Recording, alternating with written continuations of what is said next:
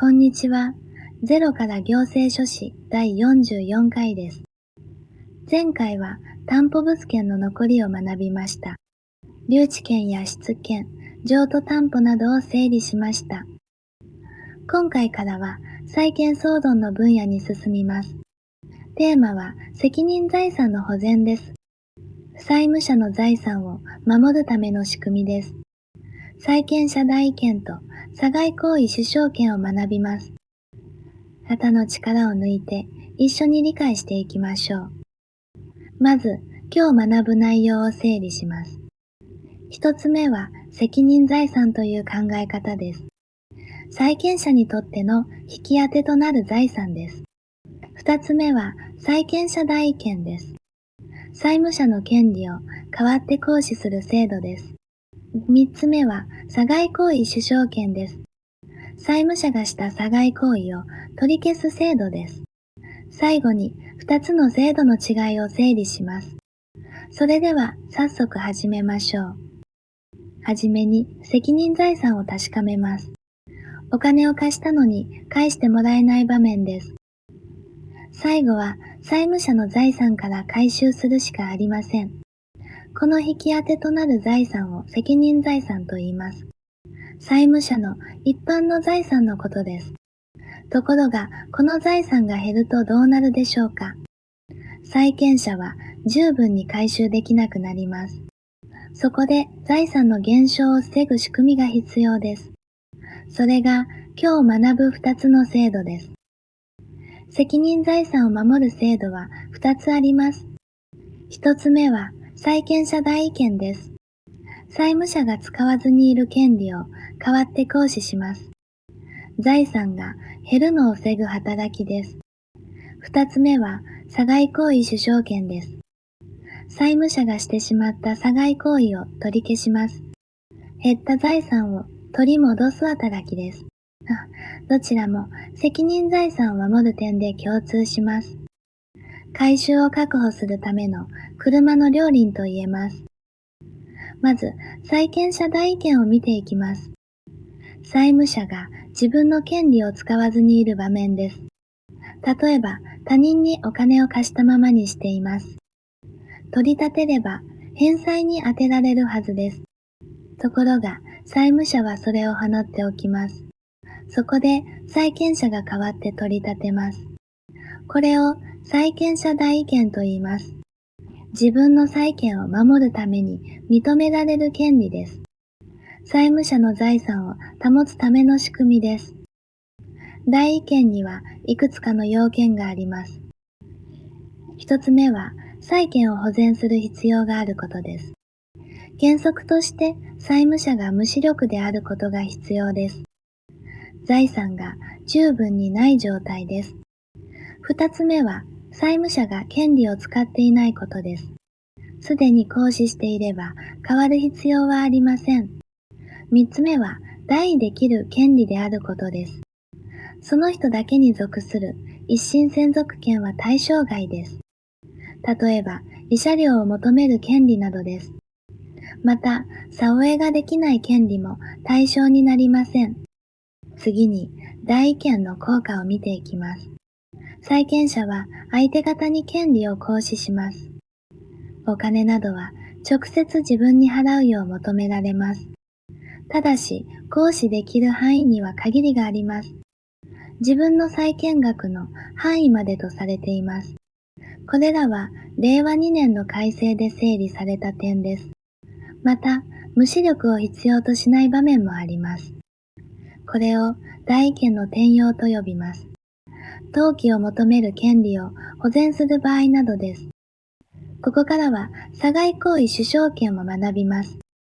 今度は債務者が財産を減らす行為をします。例えば、財産をただ同然で人にあげてしまいます。これでは、債権者は回収できなくなります。このような行為を差外行為と言います。債権者はその行為を取り消すことができます。取り消して出ていった財産を取り戻します。これを差外行為主張権と言います。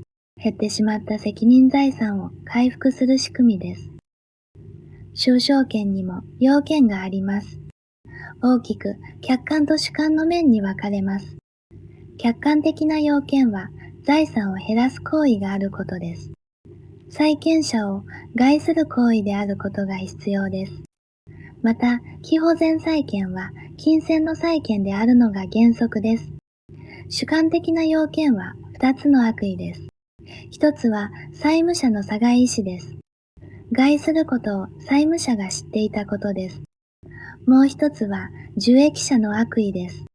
利益を受けた相手も事情を知っていたことです。受益者が知らなければ取り消せません。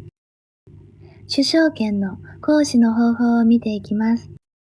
主償権は必ず裁判で行使します。訴えによらなければ取り消せません。この点が代位権との大きな違いです。効果は債務者とすべての債権者に及びます。取り戻した財産はみんなの引き当てになります。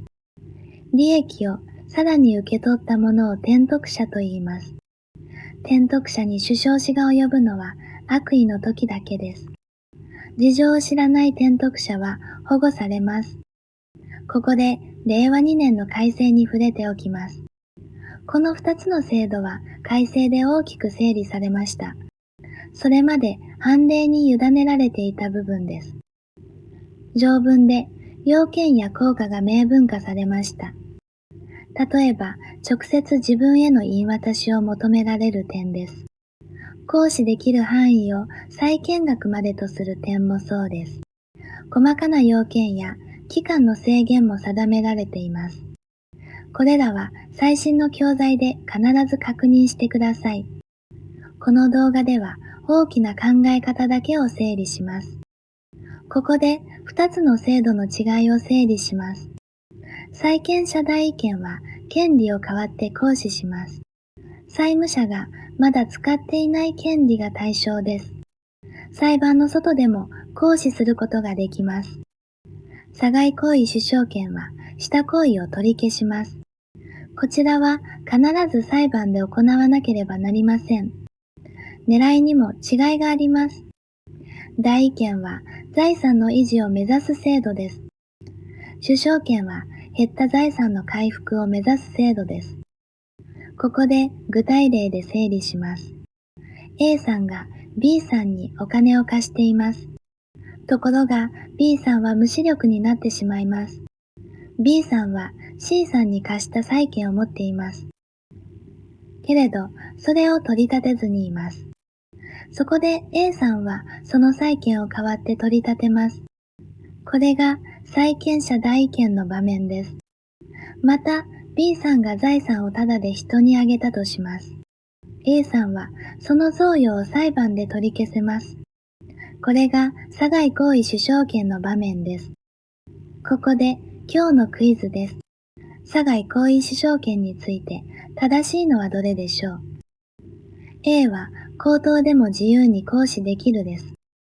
B は必ず裁判上で行使するです。C は受益者が善意でも取り消せるです。少し考えてみてください。正解は B です。証券は必ず訴えによって行使します。また、受益者が善意の時は取り消せません。それでは今日のまとめです。一つ目は責任財産という考え方です。債権者にとっての最後の引き当てとなる財産でした。二つ目は債権者代位権です。債務者が使わない権利を代わって行使しました。原則として無視力であることが必要でした。三つ目は差外行為主償権です。差外行為を裁判で取り消す制度でした。債務者と受益者の悪意が必要になりました。どちらも責任財産を守る大切な仕組みです。ここまで責任財産の保全を学びました。代位権と主償権の2つを整理できました。次回は多数当事者の債権債務に進みます。連帯債務や保証連帯保証を学びます。一人の債務を複数の人で支える仕組みです。債権総論の大切なテーマになります。今日の内容もしっかり復習しておきましょう。高評価とチャンネル登録でこれからも一緒に頑張りましょう。